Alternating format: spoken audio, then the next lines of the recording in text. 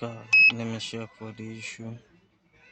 No, go radio of the code stock. You can see it's an oxygen sensor, bank one sensor two. Now how can I treat it? You can see it. This is how I'll treat it. I'll get a new sensor so I can treat the problem here. So I need to go to trace the bank one sensor two. Now I will go under the car for more about it. Then I'm gonna trade it. Now I'm under the car. You can see this is the bank one sensor two.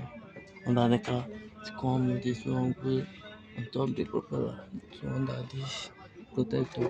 Now I'm gonna remove the socket from here. So I remove the socket from here. Now I'll do this from here.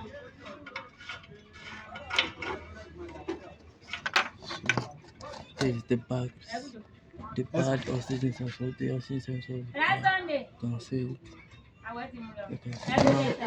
I'm need to put the new one. You can see the new one. Now I'll put the new one. See everything about the same. Now I need to put the new one back to the camera now. So if you enter the car, there's two oxygen sensors. There's one here, this bank one sensor one.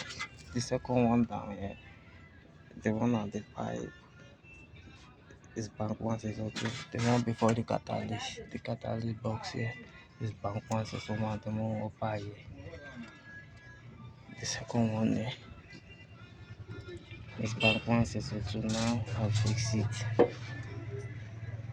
Now I fix it here.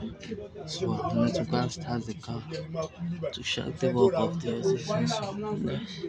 I've replaced it with the new one. The socket under here. You can see the socket now. We need to paint this one back. Paint it back so everything will be proper with the car. I fix it. Let me go out and check what I fixed.